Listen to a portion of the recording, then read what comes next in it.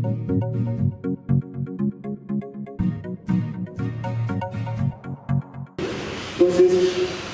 voy avanzando con mi exposición. Y primero, para ir conociendo a qué se refiere con cambio climático, primero hay que conocer qué significa clima. El clima es el resultado de la interacción, ¿no?, de factores atmosféricos, de factores biofísicos y factores geográficos. Producto de esa interacción nosotros tenemos un clima. Las flechas que nosotros observamos de color rosado están referidos a los factores atmosféricos, unos más familiares que otros, como por ejemplo la temperatura. Este año está haciendo mucho más calor que otros años. Los vientos, la humedad, la lluvia, la presión son factores atmosféricos.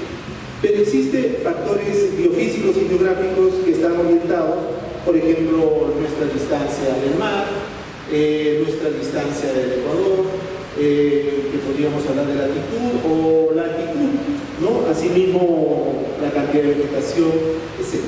Entonces, son estos factores que combinados unos con otros nos dan un tipo de clima especial, ¿correcto?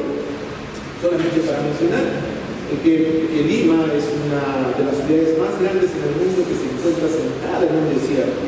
Entonces nadie puede creer, fíjense, hasta los vegetales, hasta las plantas son mucho más inteligentes que los seres humanos. En este momento, así como nosotros estamos sufriendo los efectos del cambio climático, las plantas también lo están sufriendo. ¿Y qué están haciendo las plantas? Las plantas están migrando a zonas más altas. O sea, nosotros podemos encontrar especies que antes encontramos por debajo de los 3.000 metros sobre el nivel del mar, ahora nos encontramos por encima de los 3.000 metros sobre el nivel del mar, muchos de ellos árboles. Entonces migran, ¿correcto? Mientras los seres humanos, como nosotros, bajamos a las zonas más cálidas, donde hace mucho más calor. ¿Correcto? Entonces, mientras nosotros debiéramos alejarnos de la costa, ¿correcto? Porque en la costa no hay agua y la temperatura es más alta, nosotros nos acercamos más.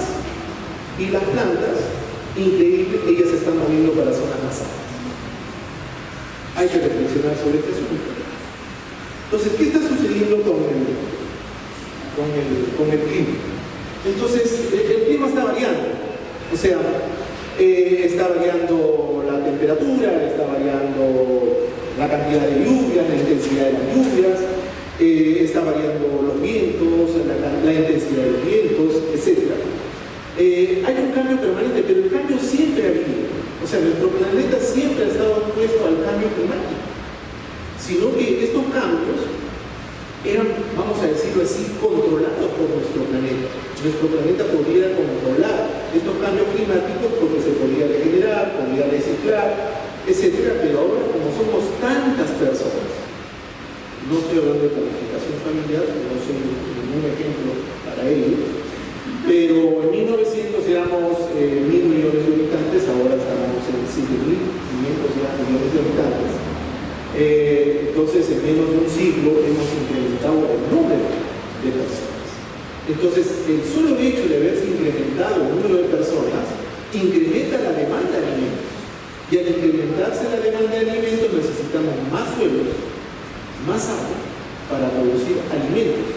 Y no necesariamente esta producción va a permitir que los suelos, el ambiente, la atmósfera se recupere, se regenere.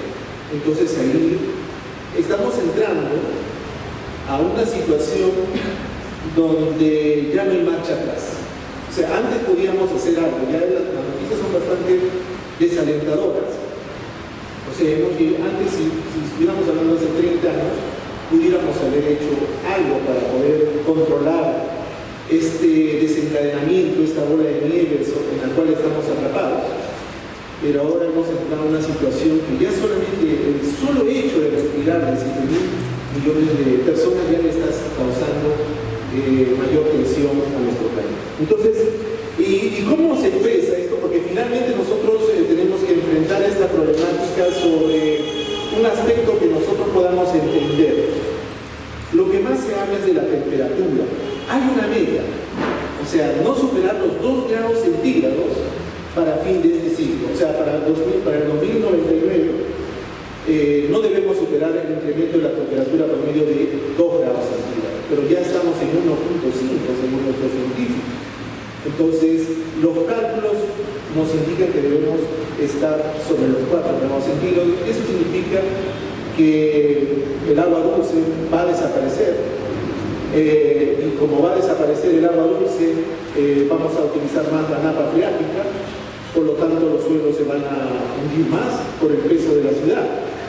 Ante un movimiento sísmico, los efectos van a ser catastróficos. Mientras nosotros estamos viendo las bases de una construcción, el tipo de material usado en la construcción, pero nadie está viendo que la napa freática ya la hemos reducido demasiado. O sea, nosotros podríamos recuperar fácilmente 1 metro por debajo del límite que nosotros tenemos regularmente en 10 años, pero ahora ni en un año lo vamos a poder. O sea, cada vez se está incrementando más y va a ser bien difícil que nosotros podamos recuperar nuestros niveles de napa freática, y eso va a hacer que los terrenos se hundan y al mismo movimiento sísmico los efectos van a ser mucho mayores. Entonces, la situación está bastante complicada con este tema.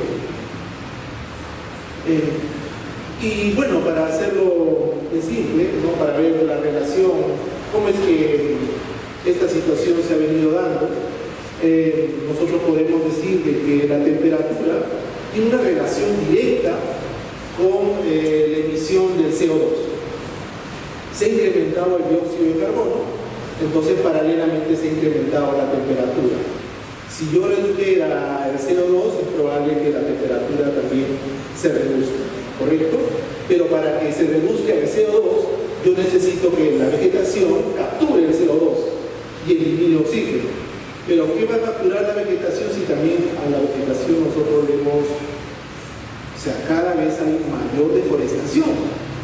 Entonces, por una serie de motivos que voy a señalar más adelante, pero lo que está claro para nosotros es que después de la revolución industrial se ha incrementado el CO2 y con ello también se ha incrementado la temperatura.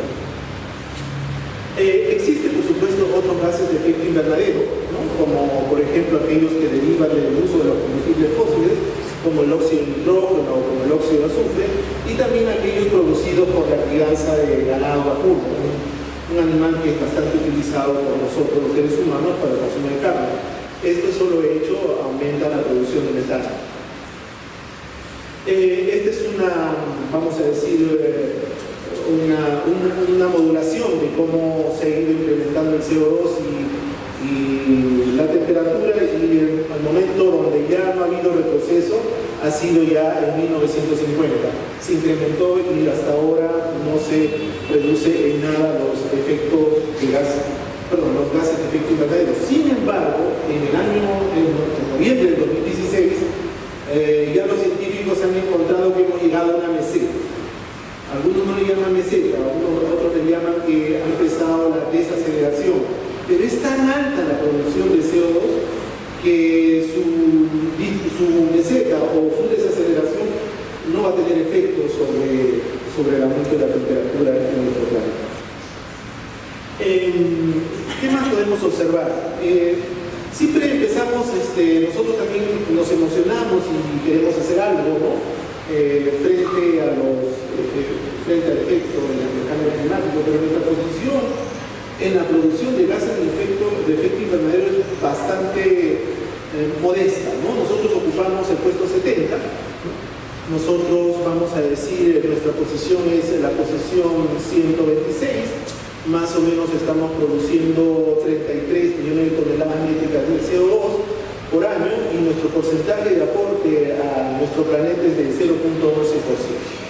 O sea, con todo lo que nosotros estamos observando, cuando vamos por la avenida Argentina o la avenida colombiana, donde están las principales empresas, aquí en Lima o en Santa Anita, o vemos nuestros carros viejos, tanto las combi como los buses y todo lo que contamina, correcto. Si nosotros renovamos el parque automotor, mejoramos nuestra tecnología para la producción de servicios o de bienes, entonces nuestro aporte a la contaminación es bastante pequeño.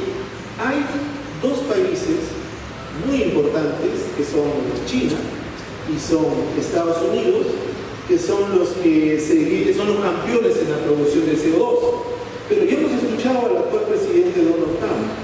dice que esto del tema del cambio climático es ciencia ficción, es una película de Hollywood y por lo tanto él va a seguir haciendo lo que Estados Unidos no se compromete, es más, se ha retirado de la COP22, de los acuerdos de la COP22 no ha sido ratificado ni por el presidente ni por el Congreso. Lo había firmado Barack Obama, pero necesitaba que su Congreso lo ratifique, lo cual no va a suceder.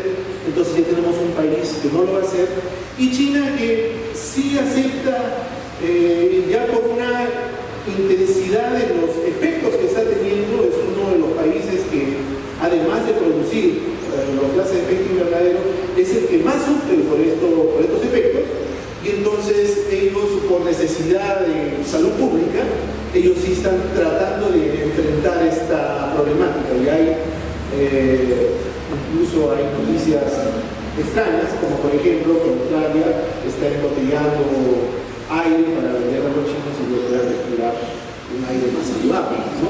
Hasta ese extremo han llegado. Pero la situación tanto para China y Estados Unidos, que son los que más producen estos gases de efecto invernadero, es clara su decisión que vayan a tomar, ¿no? Nosotros podemos hacer algo, pero nuestra contribución es bastante pequeña. ¿Qué ha sucedido con el incremento de la población? Con el incremento de la población nosotros hemos tenido la necesidad de incrementar la producción de alimentos. Y hemos ido por el camino más fácil, ¿no? Que es deforestar, ¿no? Entonces hemos deforestado los campos para incrementar la agricultura, para incrementar la ganadería, para extraer madera, y también los asentamientos humanos se han desplazado a lugares que antes no había asentamientos humanos.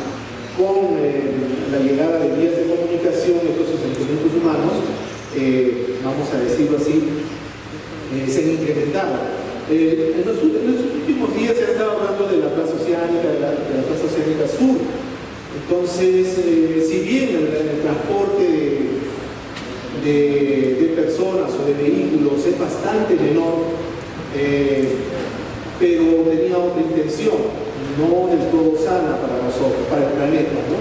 Sino era una forma de llegar a bosques sobre los cuales nosotros podemos extraer madera y explotar este recurso forestal sin su reposición. Entonces hay otros intereses que están detrás de esta carretera, ¿no? Entonces, lo que está provocando la intensificación de la agricultura, la ganadería, la extracción de madera, incluso incendios provocados que ya estaban en las noticias, como por ejemplo en Chile, acá en la zona sur del país, también incluso ha habido algunos incendios provocados. Esto está originando la pérdida de nuestros bosques. Sin embargo, en algunos lugares se está trabajando la reforestación y empiezan a tener algunos resultados, como en Estados Unidos. Por eso yo tuve la oportunidad de estar en este país y la verdad es que uno observa verde, ¿no? Observa parques grandes, observa árboles, observa flores, observa vegetación. Entonces, como que no lo entienden este tema que le está sucediendo al planeta, porque ellos están desarrollando algunas medidas que los protegen. Pero nosotros tenemos un solo planeta, una sola casa, una sola vecindad. Es como, por ejemplo, que yo acá reconozco algunas alumnas y algunos socios que les digo el mismo ejemplo. Que digo yo, por ejemplo, yo soy de los equipos más populares del país y mis hijos no les interesa el fútbol. Entonces yo ya estoy librado del pandillaje, de las trincheras y los comandos y todo lo demás. Pero no, yo hemos visto casos de gente inocente, correcto, que no tiene nada que ver con esa práctica deportiva, ha sufrido daño, ha sido expuesta, ha sido maltratada y en algunos casos ha habido muerte. Entonces, ¿por qué? Porque somos una sola vecindad. Entonces, igual, se le explica a Estados Unidos a diferentes organizaciones de científicos, han demandado mayores recursos para hacer mayores investigaciones. Naciones Unidas lo convoca también a Estados Unidos que no se retire de los convenios firmados, porque somos una sola vecindad. O sea, nosotros de repente no estamos alineados con lo que está sucediendo en el mundo, pero estamos afectando a otros países. Entonces, eso debemos tratar de entender. Hay otro tema que también que es bastante notorio, es el tema de la vulnerabilidad a los recursos de agua. En esta oportunidad no estoy trayendo el proyecto que estamos trabajando en el Nevado de Tapayana, allí en Huancayo.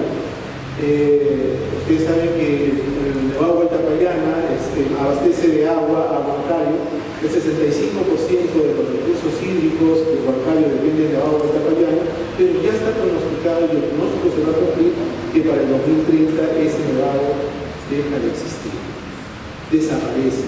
Los glaciares que se encuentran en el trópico, los Andes centrales, como nuestros nevados, van a desaparecer para el 2050. Eso es lo que pronostican los científicos, así como se está incrementando la temperatura.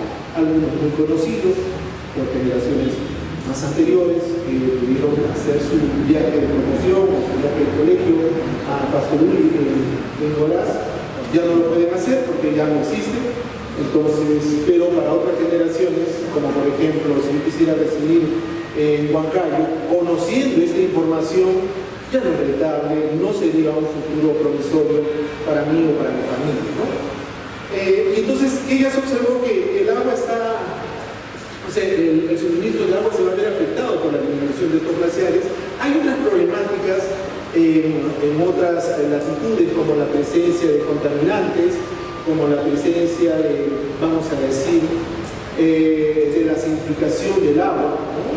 Ahora nuestros suelos cada vez son más pobres, y algo que hemos estado evaluando, ¿por qué nuestros suelos están tan empobrecidos? O sea, ¿por qué producen cada vez menos?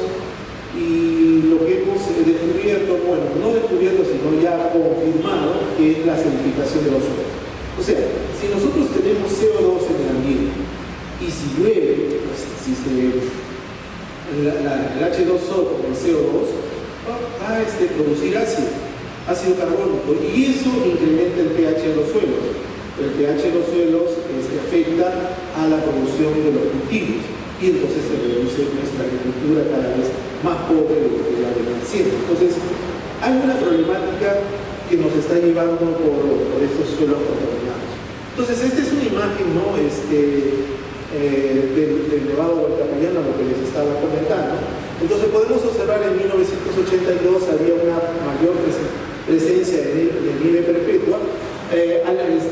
Vamos a decir, personas que radican en Huancayo comentaban que ellos se trasladaban al Nevado de Tapayana para poder extraer bloques de hielo y en verano poder vender raspadillas, y la gente consumía pues, el hielo natural, no producir una fábrica, ¿no? Pero ahora ya no lo pueden hacer porque ahora está más alto la nieve. Vemos en 1992 se acerca un acercamiento a una roca, en 1992, en 1997 y esta ya del 2005, si más no recuerdo. Entonces, en el 2005, fíjense, ya la extensión de esta roca es bastante grande. Y yo tuve, bueno, la oportunidad de observar el deshielo, ¿no? El desprendimiento de un bloque de hielo, y la verdad que afecta a los sentidos, o sea, a uno lo sensibiliza más frente a esta problemática porque debemos hacer algo. Porque en este sentido hay una competencia por el recurso hídrico. Yo creo que en unos 10 o 15 años va a haber una guerra por el agua. O sea, el agua lo necesitan las poblaciones para producir alimentos, pero también el agua lo necesita la ciudad para su consumo.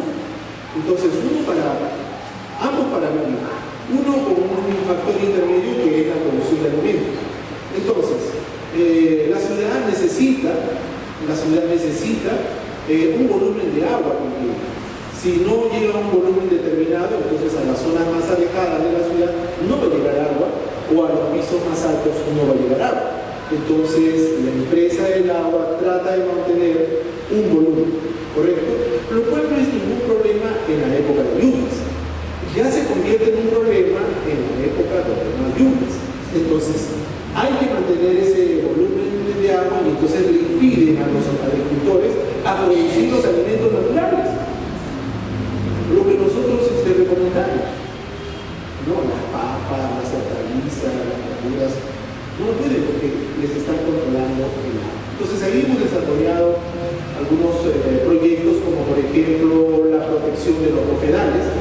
Se protegen los bofedales del ganado para que los bofedales, vamos a decir, mantengan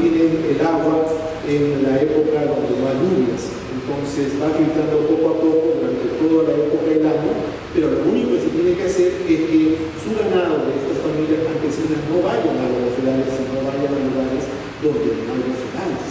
Entonces, ¿cómo nos sensibilizamos a la comunidad si le decimos, no, lo que tú estás haciendo va a beneficiar a Huancayo y a mí, ¿cuál es mi beneficio?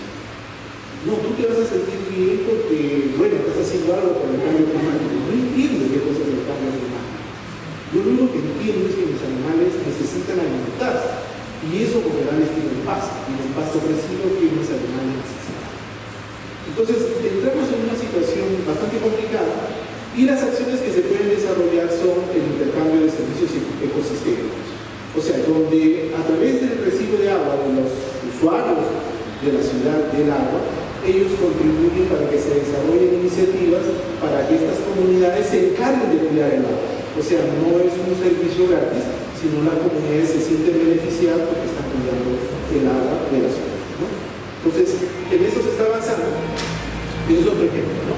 ¿Qué más estamos? Les comentaba muy temprano que el ritmo del aumento de CO2 en unas noticias de noviembre de 2016 ha habido un desaceleramiento, estamos hablando de una meseta, esperemos que se mantenga, no es una reducción, sino ha llegado a su tope máximo. Es una noticia alentadora, pero tenemos que estar, o sea, si se mantiene, vamos a decir, estacionaria, o sea, no se incrementa más, la esperanza de los científicos es que las plantas puedan cumplir su, vamos a decir, puedan capturar el CO2 y producir oxígeno. Y hay que darle tiempo para que las plantas puedan hacer ese trabajo a través de la fotosíntesis. ¿Qué más? El incremento de la población hace que nosotros necesitemos de combustible también para diferentes actividades. En las zonas frías, como en Asia, como en China, el frío es tan intenso, no hay árboles que talar para producir calor para los hornos, pero sí existe el carbón. Pero el carbón también emite cualquier cantidad de CO2. Si nosotros tenemos 1.500 millones de chinos, para que más o menos tengan una idea, desde Alaska hasta, vamos a decir, Canal Video, al sur de Sudamérica, existen 950 millones de personas. Solamente China tiene 1.500 millones de personas. Entonces es una población bastante alta y entonces si sufre de los efectos del clima, entonces se va a ver la necesidad de mantener el consumo del carbón y ante una sola vecindad, entonces eso hay que cambiar por una tecnología renovable y todo eso, ¿no? Otra preocupación es lo que está aconteciendo en los Alpes. Se espera que para el 2099 solamente les quede 30% de los Alpes. O sea, ya no van a ser una cadena de montañas de color blanco donde pueden practicar esquí y otros deportes de nieve, sino el 70% de su territorio, de esos Alpes, no van a tener esta nieve. Entonces, y no solamente se trata de un paisaje, sino que de la nieve también vamos a decir, es una fuente de agua dulce. Nosotros consumimos agua dulce, es un alimento, uno de los primeros alimentos que nosotros necesitamos. Entonces, pero no todos los efectos del cambio climático se ven reflejados en el medio ambiente, en las plantas, sino también en la salud de las personas. Entonces, algunos vectores se han movilizado, vectores que antes eran de zonas tropicales, ¿no? Como el Aedes aegypti en zonas más cálidas. Ahora es posible observarlas aquí en territorios donde antes no estaban, ¿no? Y si nosotros sabemos que muchas de las personas que viven en las grandes ciudades no tienen agua de manera permanente, sino que tienen que almacenarla, este vector, el Aedes aegypti, necesita el agua limpia para su ciclo vital. Y con ello también pueden transmitirse algunas enfermedades, porque el intercambio de personas, o sea, antes era más difícil viajar de la costa a la selva y de la selva a la costa, ¿no? Era más difícil, pero ahora como las vías de comunicación han mejorado, entonces se hace menos tiempo y el intercambio comercial, el intercambio de personas está elevado, entonces es mucho más fácil también intercambiar enfermedades. entonces estamos expuestos a enfermedades. También la radiación ultravioleta se ha incrementado. En la zona sur de nuestro país, gracias a Dios, la cultura promovida por el Ministerio de Salud hace que nuestras personas de las zonas altas utilicen bloqueadores. La verdad que yo siempre cuando estoy en Puno, siempre estoy abrigado, no hay ninguna nube, pero el sol no, como que no calienta, yo digo, sino el sol quema, ¿no? Entonces se siente frío pero quema a la vez. Es bien raro ese tipo de sensación que uno puede tener. Pero lo más preocupante es que yo me puedo proteger de los efectos de los rayos ultravioleta. Pero las plantas, nosotros trabajamos en la producción de papa, en la producción del quinoa, en la producción de ganado, o como parte de la seguridad alimentaria. Entonces, nuestra producción se ve afectada. Estamos llevando tecnología, por supuesto tecnología natural, selección natural de semillas más resistentes a la sequía, semillas más resistentes al friaje, semillas más resistentes a plagas comunes en estas latitudes.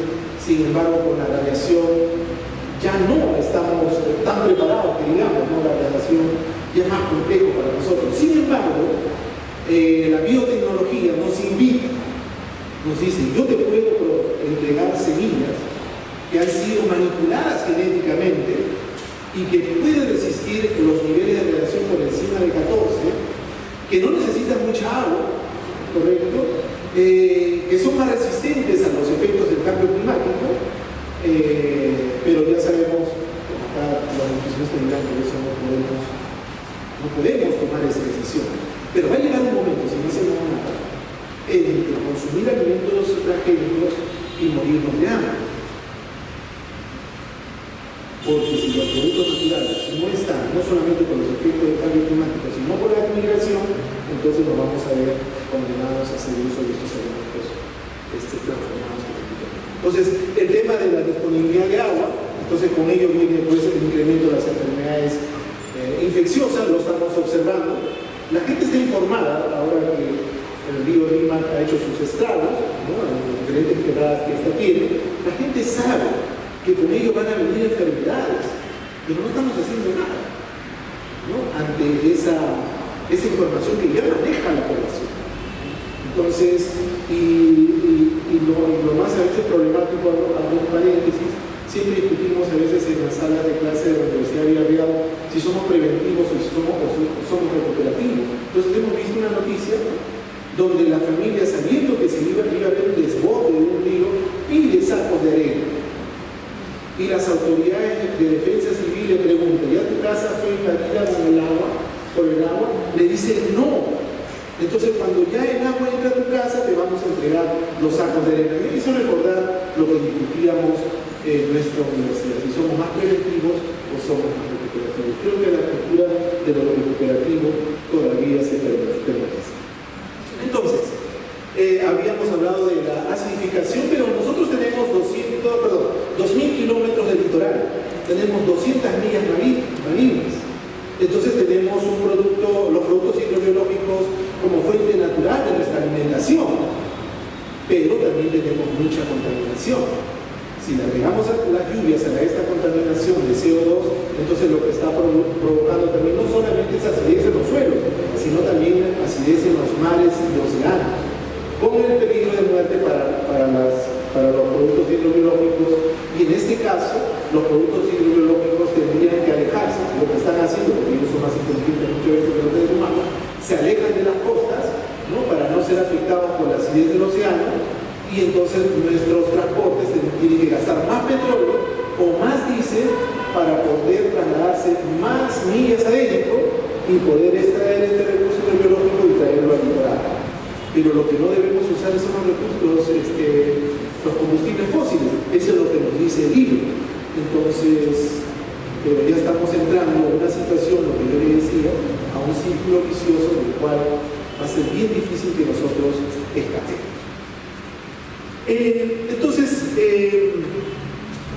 también nosotros hablamos, y eso es bastante, todavía no se incorpora a nuestra política, O sea, nosotros sí sabemos que es importante el desarrollo económico, lo sabemos y lo reconocemos, pero en ningún momento nosotros hablamos de un crecimiento ecológico, perdón, un crecimiento económico que proteja el medio ambiente o que tome en cuenta el medio ambiente.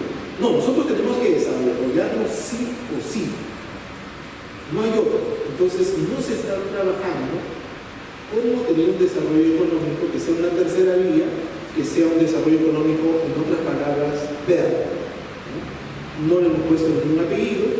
Eso nos va a llevar fácilmente a que nosotros incrementemos el uso intensivo de estos recursos de los combustibles fósiles y se incremente la temperatura. El Perú está dentro de los 4.5 esperados para el año 2099. Bueno, algunos no vamos a estar,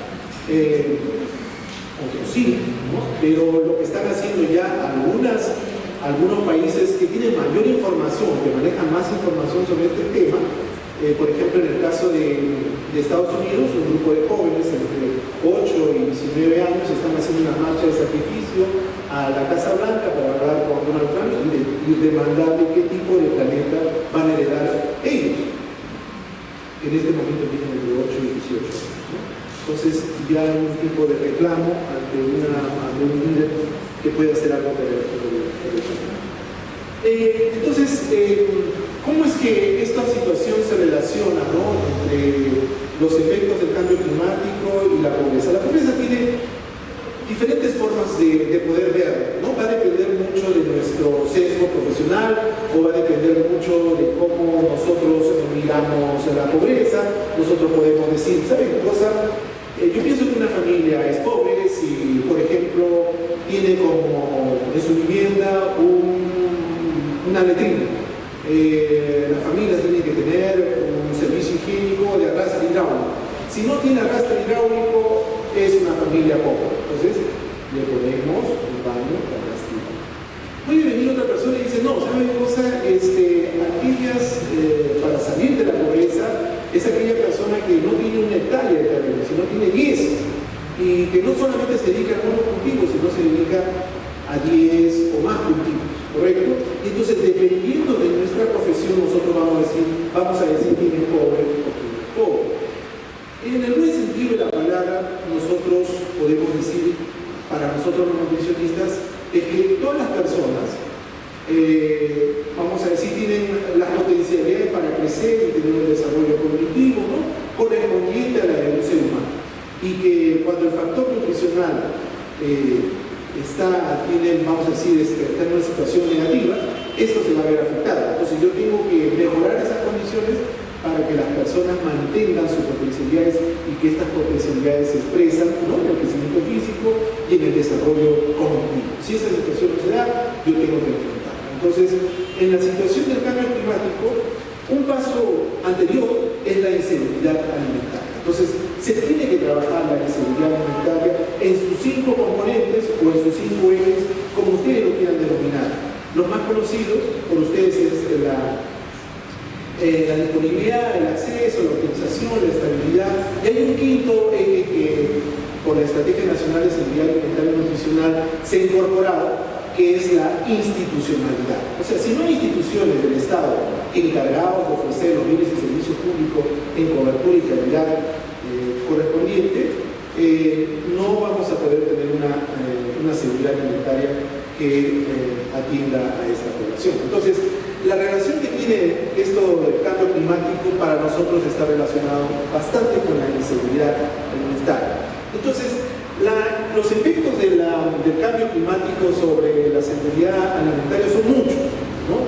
En el caso que nosotros estamos trabajando, por ejemplo, nosotros sabemos que las heladas se presentan en mayo o se presentan a fines de junio o a comienzos de junio. Mayo y junio son los meses preferidos.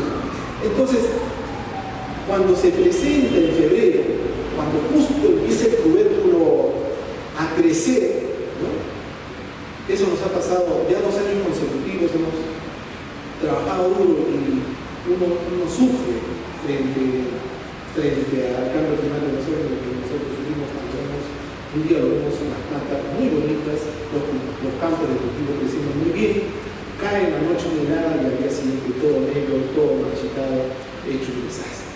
Al final recuperamos semillas, o sea, colocamos semillas y sacamos semillas, ¿no? Entonces no hemos podido avanzar. Entonces ahora nos hemos movido un poco más antes, ¿no? Estamos utilizando semillas pues, que hemos producido en Machuco, hemos llevado a Astilave, semillas que son resistentes a diferentes plagas de la papa, que tienen buena producción, que tienen buena aceptación organoeléctrica, y esperamos que para el próximo año poder lanzar esa especie conjuntamente con el Centro Internacional de la Papa, que lidera este proceso, así como sucedió con la papa causal, ¿no? Liberar la especie. Entonces, las pérdidas de las cosechas y el ganado por el clima es bastante frecuente en la altura. Aparecen nuevas plagas, nuevas enfermedades desconocidas para las personas. Y ahora yo les puedo decir que cuando vamos al campo, nosotros observamos a las mujeres, observamos a los niños menores de 5 años y observamos a los adultos mayores con bastante frecuencia. Jóvenes y adultos, no hay. Jóvenes y adultos, no. Entonces, el conocimiento transgeneracional de algunas prácticas que enfrentaban los efectos del cambio climático, porque el cambio climático siempre ha existido, ya no lo conocen muchas personas. Entonces nosotros estamos tratando de recuperar esos conocimientos ancestrales para enfrentar esta problemática y superar la vulnerabilidad a la inseguridad alimentaria. El incremento de los precios lo estamos viendo fácil, ¿no? O sea, la carretera central ha sido interrumpida, el plátano, la papaya, se disparó su precio, ¿correcto? Se disparó. Entonces, esto por ejemplo, o sea, el cambio climático afecta el aumento de los precios. Sobre esto es otra forma de expresar. Además de que cuando vemos las noticias, lamentablemente la gente dice, acá tenía un campo de cultivo, se salió el río y perdí no solamente mi campo de cultivo, sino hasta mi casa, ¿no es cierto? O sea, pasó de pobreza a extrema pobreza porque no tiene vivienda en este momento. Entonces, los efectos son bastante catastróficos.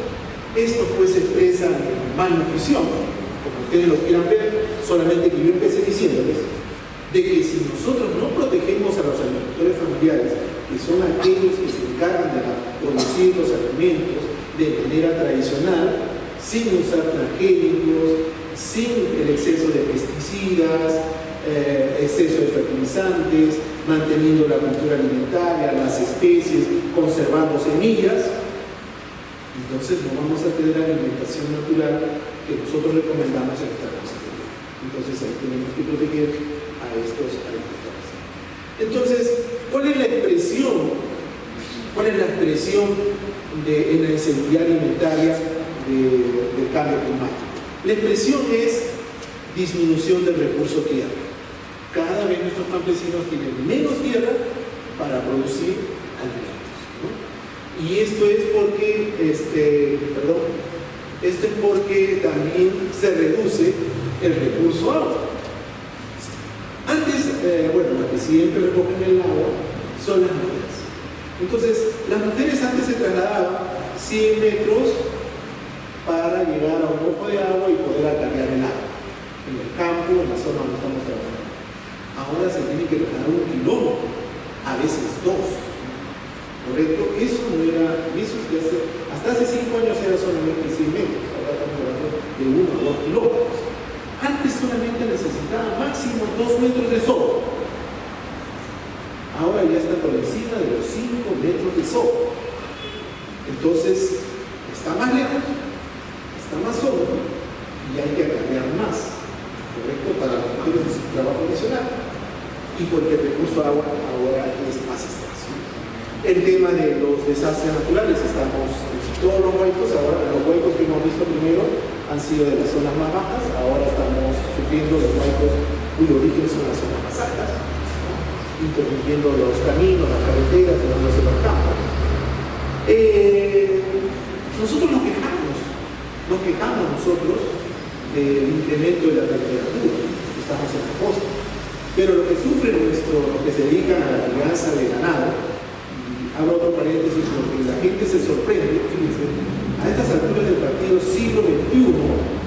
gente no puede creer cuando nos viene a visitar que nosotros criamos ganado vacuno por encima de los 4.000 metros sobre el nivel del mar. No pueden creer, es un hecho, un caso horrible. Y cuando empiezan a ver ese ganado que cree, vamos a ver que es criado por encima de los 4.000 metros sobre el nivel del mar, ellos se quedan bastante sorprendidos, ¿no? Y dice como vamos a decir, nuestros campesinos han logrado sobrevivir a situaciones bastante extremas, ¿no? Pero lo que nos está afectando a nosotros es también la disminución de la temperatura, que nosotros lo llamamos friaje. Cuando hay disminución de la temperatura, no solamente los campos de cultivo se ven afectados, sino también los pastos naturales. Ustedes saben que nuestra crianza de ganado es bastante tradicional, no están en corrales. Pero nosotros estamos implementando cobertizos para que en esos cobertizos puedan tener ellos sus animales y puedan resistir la temporada del friaje, poder almacenar alimentos y poder pasar las temporadas más frías con mayor éxito, ¿no? Aquí pueden ver a los niños, ¿no? Los europeos se sorprenden que los niños pueden caminar sobre la nieve, ¿no? Algunos descalzos, ¿no? Sin mayores inconvenientes. Nosotros sabemos que el 80% de nuestros terrenos que se dedican al campo son tierras de secano, o sea, dependen de las lluvias, no solamente en nuestro país, en muchas partes del mundo dependen de las lluvias. Entonces las lluvias tienen su época de aparecer y su época de desaparecer, pero eso ha sido drástico. O sea, las lluvias han cambiado de mes y entonces aparecen cuando no deben aparecer y cuando aparecen con mayor intensidad y en corto tiempo. Entonces, eso destroza los cultivos como ha sido el caso. ¿Ya?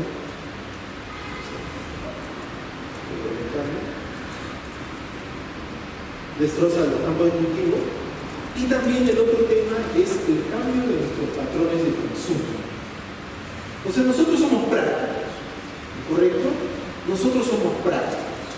Una papa nativa, como la papa amarilla, está a 6 soles el kilo. Si va a estar 6 soles el kilo, entonces mejor una papa no tan nativa, ¿no es cierto? No tan nativa, pero decir, ¿no es cierto? Entonces eso hace que el productor sea dependiente de semillas que no está acostumbrada a seleccionar. Porque cuando nuestros productores seleccionan sus semillas, están seleccionando semillas principalmente de papas nativas que ellos conocen. Pero cuando ya viene una papa diferente, entonces no la maneja muy bien, entonces se hace dependiente. Entonces incrementa sus costos, es de mayor riesgo, y entonces todo lo que nosotros acá promovemos, ¿no? Que sea papa con mayor contenido de vitamina C, con menor presencia de nitratos, con mayor contenido de herbicidas, algunas papas nativas se han descubierto que la tienen, papas intracéntricas, que es un nuevo término que aprendí en el camino, ¿no? Entonces ya no lo podemos aplicar porque tenemos que escoger entre aquello que resiste, que es más económico, y aquello que simplemente. Sin embargo, la variedad de los cultivos ha logrado, se convierte en una barrera frente a plagas nuevas. Eso es lo que el campesino sabe. Si yo soy de monocultivo y se presenta una plaga, el riesgo es mucho mayor. Pero si hay una variedad en los cultivos, entonces yo voy a resistir más. Y si yo mantengo las papas nativas, esas plagas no entran en papas nativas. Esas papas nativas resisten a ese tipo de enfermedades. Entonces, nosotros entramos en una disyuntiva. Los alimentos ultraprocesados y los alimentos naturales que con el tiempo van a ser mucho más largos. Entonces, si no hacemos algo para la agricultura familiar, esto va a trastornar nuestra situación. Entonces, tenemos información, esta es información del Atlas de seguridad alimentaria, desastres y cambio climático, donde se construye un mapa, una serie de indicadores y pueden clasificar a los diferentes distritos cuáles son de vulnerabilidad muy baja, de mediana vulnerabilidad, de alta vulnerabilidad, de muy alta vulnerabilidad y de grave vulnerabilidad. Pero esta información se conoce muy poco, ¿correcto? Generalmente la conocen los técnicos, y los técnicos son escasos, están principalmente en la ciudad. Nosotros acabamos de comprar, salió una noticia también, acabamos de comprar un satélite a los franceses, Perusat. Entonces Perusat está tomando fotografías. Entonces Perusat nos podía alertar de las lluvias, nos podía alertar de los huaicos, de las escorrentías más altas, nos podía alertar. La información llega a los municipios, pero en el municipio no hay una persona con la capacidad para que pueda leer esa fotografía. Es como si a mí me dan una placa de rayos X y a mí me parecen todas iguales, ¿correcto? Entonces no pudiera hacer nada. Entonces tenemos un satélite para poder estudiar esa información, ¿no? Y poder prever cómo va a ser el año productivo, cómo se están moviendo las lluvias, las nubes, los vientos, etcétera, pero si no estamos viendo esa información va a ser difícil. Entonces, nosotros somos, o sea, los departamentos, perdón, los distritos que están entre alta y muy alta vulnerabilidad superan los 1.200 distritos. Nosotros tenemos 1.839 distritos, más o menos creo, pero más 1.200 distritos están entre alta y muy alta vulnerabilidad, y eso es peligroso para nosotros. Entonces, aquí en esta lámina nosotros tenemos que tomar una decisión, ¿no?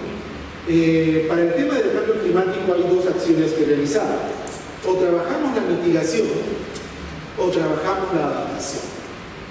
Entonces, pero ya nosotros hemos visto el ranking de los países que producen gases de efecto invernadero y nuestra contribución es bastante pequeña, o sea, disminuir la producción de gases de efecto invernadero bastante menor, ¿no? Bastante menor. ¿Se puede hacer algo? Sí, yo recuerdo mucho una anécdota del emperador Hirohito en Japón. Entonces el emperador Hirohito siempre que iba a un ministerio, entonces nos encontraba a todos sus funcionarios con saco y corbata, ¿no? Bien presentados y todo lo demás. Y le decía, pero ¿y con ese saco y corbata significa que ustedes se ven obligados a utilizar el aire acondicionado? Sí. Entonces, ¿qué esperamos para venir de manera más ligera y no hacer uso del aire acondicionado? Y es a partir de ese momento que todos sus funcionarios en Japón van con una mesa muy ligera, con pantalones muy delgados, pero ya no con la corbata y el saco tradicional, porque también es una manera de reducir los gases de efecto invernadero. En el caso mío, como profesor de la vida real, yo recibo los trabajos por medio magnético, incluyendo las tesis. O sea, a mí no me tienen que entregar el medio físico, porque si no, pues, tampoco estamos contribuyendo. Luego puede ser, ya una vez que se tenga un trabajo acabado y aprobado, bueno, también tenga su publicación. Pero mientras tanto podemos hacer uso de la tecnología.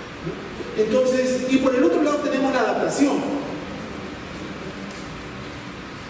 Y eso es lo que se está trabajando, la adaptación a los efectos del cambio. Por lo menos en Cali trabajamos mucho ese tema, ¿no? De la adaptación. Algunos ejemplos: hacemos reforestación, correcto, utilizamos especies nativas. Claro, si nosotros utilizáramos pino, entonces yo lo siembro en enero y para diciembre ya tiene medio metro, ¿no? Y claro, la foto y el jefe están felices. En cambio, si por ejemplo siembro piñuales, en 5 años probablemente tenga 30 centímetros. Entonces, pero requiere menos agua, cosecha más agua, es más resistente a los vientos, sus raíces son más profundas, entonces no hace uso del agua que puede ser útil para los cultivos, etc., ¿no? Entonces, cuando cuidamos los federales igual, cuidamos el agua. Cuando cercamos determinados campos para que no se consuman los pastos naturales, lo que estamos tratando es de mantener microclimas. Entonces, son medidas de adaptación que nosotros empezamos a promover, al igual que el riego tecnificado, donde no usamos la técnica de la inundación de los campos de cultivo para regadío, sino riego tecnificado, y también la selección de especies de cultivos que no requieran mucha agua para su producción. Entonces, como nutricionista he tenido que aprender bastante de agricultura, si es que queremos trabajar el tema de seguridad alimentaria, es algo que necesitamos. Entonces estamos yendo por la adaptación y trabajando en ese tema. Entonces, como parte de este trabajo, entonces, ¿esto cómo se traduce en una intervención? Nosotros estamos trabajando un proyecto binacional entre Perú y Bolivia. Este proyecto es financiado por la Unión Europea. Los recursos son entregados a la comunidad andina, correcto, que es la que la administra, y la comunidad andina firma el contrato con los socios, ¿no? Implementamos este proyecto de desarrollo e innovaciones para la seguridad alimentaria y nutricional en zonas de integración fronteriza. ¿Por qué? Primero porque hay cosas interesantes que ya en el camino uno va aprendiendo. A veces las lecciones son muy duras y otras son más light. Pero, por ejemplo, nosotros, a mí se me había ocurrido que siempre en una provincia hay un camal. Y si hay un camal, entonces cuando se sacrifiquen a los toros o cualquier otro ganado, entonces podemos aprovechar la sangre. Y la sangre puede ser utilizada para combatir la negra, ¿no? Utilizamos la experiencia de acción contra el hambre y todo fue eso. Entonces empezamos a la crianza de ganado, ¿no? Ellos se demoran, sin el proyecto se demoraban 2 años para engordarlos y venderlos, y nosotros con nuestra tecnología muy casera podemos engordarlo en 3 meses. Entonces las personas tienen más recursos y con esos recursos puede comprar otros alimentos que no en su comunidad. Ese es el proyecto. Entonces, sin embargo, el sacrificio de estos animales no se hace en el público. El sacrificio de los animales, la mitad se hace en Arequipa y la otra en el mitad de Lima. Entonces ahí hay que estudiar más la cadena de valor, ¿no?, del ganado para poder hacer uso de esta fuente de hierro si queremos proteger a la comunidad negra. Entonces hemos aprendido una de esas cosas. Y lo otro es el tema de la tunta. La tunta, Iván que también ha hecho su externado en la tunta. Entonces, la papa es secada en altura, ¿correcto? Y nosotros queríamos que los productos nativos que estamos trabajando, papas nativas, poder producir tunta, y el kilo de tunta cuesta 16 soles, como ustedes saben. Es un producto muy apreciado. Pero ¿qué descubrimos ahí? Descubrimos que la papa que se utiliza para la producción de tunta en Puno no es de Puno, sino es de Andahuaylas. ¿Correcto? De Andahuaylas la compran y la llevan a Puno para producir la tunta, porque las condiciones climatológicas, el agua, el suelo y la tecnología son propias del pueblo aymara y ahí se produce la tunta. Entonces, trabajemos con su consumo de la tunta. No, la tunta no se consume tunta. Es muy apreciada en La Paz. Entonces, eso nos dio, o sea, al estudiar para hacer esta investigación exploratoria, entonces decidimos hacer un trabajo binacional en Bolivia, ¿no? Y por el otro lado, los bolivianos aprovechan mucho de nuestras papas nativas, ¿no? Entonces, y ahí hay que tener cuidado porque los alimentos no pueden cruzar la frontera alegremente, ni tampoco nosotros podemos promoverlo. Eso está prohibido, eso es contrabando, eso está penado, en casa. Entonces, es complicado, ¿no?, trabajar en esas circunstancias. Así que nosotros hemos reconocido que la gente de Puno ha migrado a Tacna, ha migrado a Moquegua, y entonces es un buen mercado para vender esa tunta a esos lugares y recibir un justo precio que les permita mejorar su acceso a otros alimentos, porque no todo debe ser papa. Cuando uno llega a esas comunidades, papa en la mañana, papa en la mañana, papa en la tarde, en la noche, papa, entonces hemos trabajado esto, y la otra organización es Antagro de Bolivia, y el que nos da el soporte técnico, él es el líder técnico, que está en el Centro Internacional.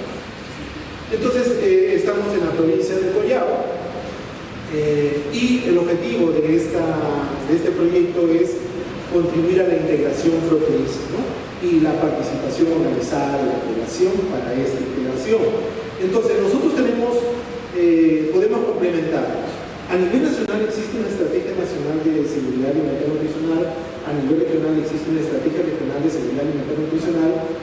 En Bolivia no existe ni la estrategia nacional ni la estrategia regional, no existe, pero sí existe la estrategia municipal, aunque ellos hablan de soberanía alimentaria. Entonces, ellos tienen lo municipal, nosotros tenemos lo regional y lo nacional. Entonces nosotros estamos compartiendo nuestra experiencia con la región, con el departamento, y ellos están compartiendo la experiencia con los alcaldes Linares, de Capaz y Santa Rosa, ¿no? De cómo poder implementar lo que llaman los comandos, ¿no? La Comisión Municipal de Alimentación y Nutrición de este. Entonces, este proyecto tiene cuatro resultados. Entonces nosotros trabajamos una mesa binacional. Estamos todavía en proceso, ya las mesas regionales ya están consolidadas. Ahora estamos generando el espacio binacional para tres cosas: intercambio de experiencias, para poder conocer, vamos a decir, cómo poder mejorar la cadena de valor, para el caso de ellos de la papa nativa, para nuestro caso la tunta, o sea, cómo es que esperan ellos el producto sea de calidad, etc. Y el tema de algunas tecnologías. Por ejemplo, es increíble que nosotros, ya teniendo 300 años con los conquistadores y 200 años con la República, en 500 años nosotros no hayamos manejado, no esté protocolizado, para usar una palabra de Minsa, protocolizado la selección de semillas. Entonces, no está protocolizado. Entonces la gente ha perdido, o sea, de eso se perdió conocimiento, se perdió. Entonces estamos recuperando para poder seleccionar aquellas semillas que no solamente son más resistentes a los efectos del cambio climático, sino tienen valores nutricionales importantes, o sea, mayor contenido de vitamina C, mayor contenido de hierro, mayor contenido de zinc, que tengan propiedades nutracéuticas para seleccionar aquella para su producción y que su transformación se pueda conseguir un mejor precio para este producto. Entonces estamos trabajando también la conservación sobre sistemas productivos basados en papa, porque es la papa nativa la que está resistiendo los efectos del cambio climático, es la que más resiste. Todos los productos que han sido llevados de afuera, que eran propios de lugar, los efectos del cambio climático han acabado con ellos, ¿no? Hay la papa amarga. Entonces, ¿qué han hecho los campesinos? Los campesinos, para proteger a la papa dulce, que no es del lugar, entonces ellos han sembrado en un surco una papa amarga, una papa dulce, una papa amarga, una papa dulce, una papa amarga, una papa dulce. Entonces, viene la helada y usted ve peras, verde, negro, verde, negro, verde. O sea, un negrito es la papa dulce, la papa de afuera, que la helada directamente ha ido contra ella y la acaba. Entonces los campesinos, en su desesperación, generaron otra tecnología: hay que abrigarlas más. Entonces hicieron un círculo, en el círculo, más o menos 2 o 3 metros de diámetro, ahí sembraron la papa dulce y a su alrededor sembraron la papa amarga. Entonces usted desde un dron, usted observa cómo aparece ahí unas pisadas intergalácticas, ¿no? Verde, ¿no? Un aro verde muy bonito, papa nativa que ha resistido a la helada, y negro, la papa de afuera, que no es el lugar, muerta por las heladas. Entonces, ellos mismos tratan de enfrentar los efectos del cambio climático, pero no lo logran. Entonces nosotros estamos llevando tecnologías, semillas más resistentes, probadas, que puedan enfrentar esta problemática. Lo otro que estamos trabajando aquí es en la cadena de valor. Ahí hemos trabajado, hemos traído a nuestros productores a Mistura, hemos hecho una exposición en Mistura. Realmente quisimos estar una semana con nuestros productos, pero lamentablemente solamente podíamos estar entre 4 y 5 horas. Desembarcábamos la punta, desembarcábamos la papa nativa y desaparecíamos. O sea, ni siquiera lo dejaban acomodar al producto producto para poder tomar la fotografía con nuestros productores, con los logos del proyecto, ¿no? Y con nuestros supervisores. No, ya había desaparecido. Entonces, es increíble cómo la población de Lima, la población visitante, reconoce la fruta, reconoce la papa nativa y entonces acude a ella. Y nosotros vendíamos al precio, o sea, los productores vendían al precio de metro, ¿no? Porque el metro lo vendía a 16 soles y ellos lo vendían a 15 soles, ¿no? Y la gente compraba el producto. Entonces es muy apreciado, pero lo que está sucediendo con los efectos del cambio climático es que es más escasa. Entonces ya no se trata de precio solamente, sino se trata de producción. Y lo otro, no nos olvidamos siempre de trabajar con el sector salud, con las redes locales y regionales, el tema de educación nutricional, pero siempre nos cambian la regla de juego. O sea, me hace acordar, o sea, cuando estuvimos trabajando en el proyecto Ventana de Oportunidad, otro proyecto, hace 3 años, entonces nosotros hicimos una investigación formativa para conocer el comportamiento de las personas y poder desarrollar una estrategia de educación, la cual la desarrollamos para el tema de la lactancia materna, el inicio de la alimentación complementaria y el uso de las chispitas. Vamos al campo, todo estaba ya instalado, todo estaba ya ordenado, coordinado con salud, todo bien, todo feliz. Lo único que no había eran chispitas. Entonces, esa estrategia se cayó por su propio peso. Luego pasaron los años, entonces preguntamos para chispitas, ¿verdad? ¿Sí o no? Sí. Entonces empezamos a trabajar en Puno el tema de la chispita, porque no la estaban consumiendo, dice que esto causa esterilidad en los niños, es hueso molido, después los niños son pilosos por los fantasmas. Hay una serie de situaciones que complican nuestra existencia, pero nosotros tratamos de utilizar, de conocer esos argumentos y poder desarrollar con ellos cuál sería lo mejor, cómo dar la posibilidad, cómo hacer la decisión. Pero lo último que nos han dicho hace una semana, chispitas, entonces ahora es el polimaltosado. Entonces, no sé cómo vamos a hacer porque hemos hecho tanta inversión, o sea, hemos trabajado con la MINSA, hemos trabajado con la región, hemos ido a la red, hemos ido a la microred, hemos ido al establecimiento, hemos conversado con el establecimiento, y dijimos cuál es el producto que van a aplicar para combatir la anemia. Chispitas, seguro, hemos hecho nuevamente el despliegue, conocer los patrones culturales, cuál sería el vehículo del alimento, cómo hacer llegar un mensaje, y ahora parece que cambia. Entonces, pero seguimos trabajando el tema de salud, pero le estamos dando énfasis a la parte de incidencia política, correcto, estamos trabajando la parte productiva, básicamente papa, también estamos trabajando quinoa y tenemos un modelo que estamos construyendo de crianza de animales menores. Estamos trabajando la cadena de valor para incrementar los recursos, para enfrentar los efectos del cambio climático y hacer más atractivo que el productor se quede en el campo. Esa es la idea, porque si el productor se sale del campo, no va a haber alimentos naturales y fortalecer la capacidad del sector salud, que es el que siempre está pasando. ¿Okay? Estas son las estrategias que estamos trabajando para enfrentar esta problemática, el tema de la igualdad de género. Tratamos de que todo lo que nosotros desarrollemos tenga perspectiva de género.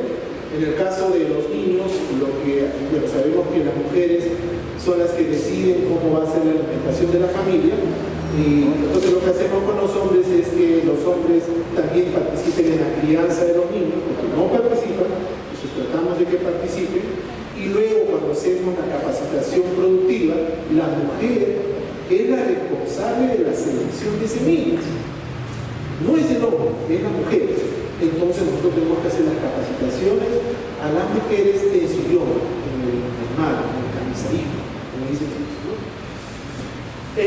Trabajamos en asocio con los productores, es bastante difícil, los productores han sido tan maltratados por los sectores, hay mucha desconfianza, ha sido bien difícil ganarse la confianza de ellos, mucha de la gente viene, sobre todo en elecciones, promete cosas, y finalmente no le cumplen, entonces todos los mistis como nosotros nos ven con ojos diferentes, o sea, con desconfianza, ¿no? Eso, pero de todas maneras nosotros insistimos para trabajar en los socios productores. Una vez que uno o dos productores aceptan trabajar con nosotros, con el tiempo ya se va incrementando el número de productores que se suman. Estamos haciendo investigación sobre la conservación y la evaluación productiva. Hemos hecho investigación utilizando el Open Data Kit, hemos utilizado tablets y celulares para poder recoger información muy interesante, porque ya no necesitamos, porque en campo es bien difícil poner la dirección de la casa, tendríamos que poner el cerro que está al frente de la carretera, ¿no?, de penetración, de Ilave a Campurullo hacia el lado derecho, ¿no? Ahí con el GPS, el error es más o menos 10 metros, bueno, no nos hacemos problema. Y luego hemos podido, no necesitamos tablero, no necesitamos lápiz, no necesitamos papel, correcto, y la información es procesada en menos de una semana. Ya tenemos la base de datos en Excel y a cruzar la información. Continuamos haciendo la promoción de la seguridad alimentaria y nutricional, a pesar de que es de manera permanente, pero al igual que en salud nos cambian al personal. Nosotros también tenemos que renovar los conocimientos cuando hablamos con las autoridades, el tema del cambio climático, todo el cambio que ustedes conocen, bueno, que ahora ya conocen, y entonces nos dicen, pero eso no es novedad. Siempre ha habido friaje, siempre ha habido heladas, siempre ha habido pérdida de cultivos, siempre se ha salido ramas, ya sabemos que no hay agua, ¿cuál es la novedad?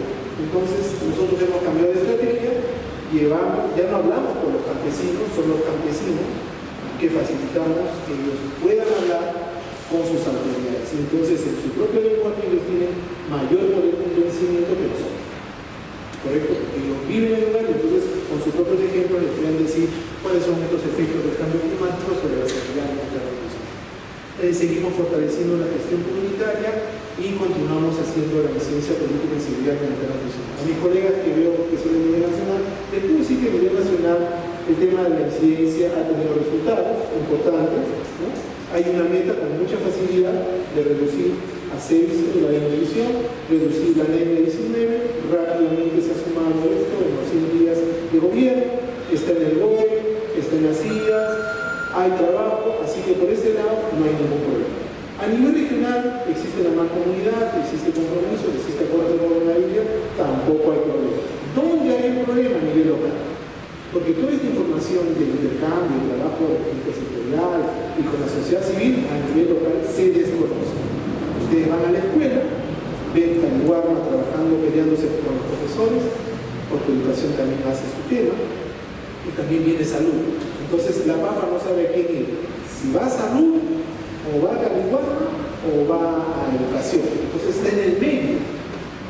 A pesar de que tenemos convenios, dependemos de una gerencia de desarrollo social, sin embargo, a nivel operativo todavía hay una desarticulación, pero no sabemos todavía cómo hacerlo, o sea, tampoco podemos engañar, o sea, cómo sería la articulación de un campo. Hay experiencias interesantes, me gustó mucho los campos, ya será otro día que sí. Entonces, todo ello para hacer más eficiente la gestión de las políticas, y lo que he querido es de cómo nosotros, después de conocer esta situación, lo que buscamos es que la agricultura familiar no se vea afectada por los efectos del cambio climático, que todavía sea atractivo a los productores, para los productores, la agricultura, ¿no? Que lo que ellos requieren es adecuar sus tecnologías y reconocer también las ancestrales que pueden enfrentar esta problemática. Los productos nativos son más resistentes a los efectos del cambio climático y que existen algunas bondades que las poblaciones más urbanas reconocen y que se pueden utilizar. Entonces, ha sido una tarde donde he llevado como la parte conceptual de lo que viene discutiendo a nivel global sobre el cambio climático y cómo esto nos estamos traduciendo en actividades más operativas. Muchas gracias por la atención.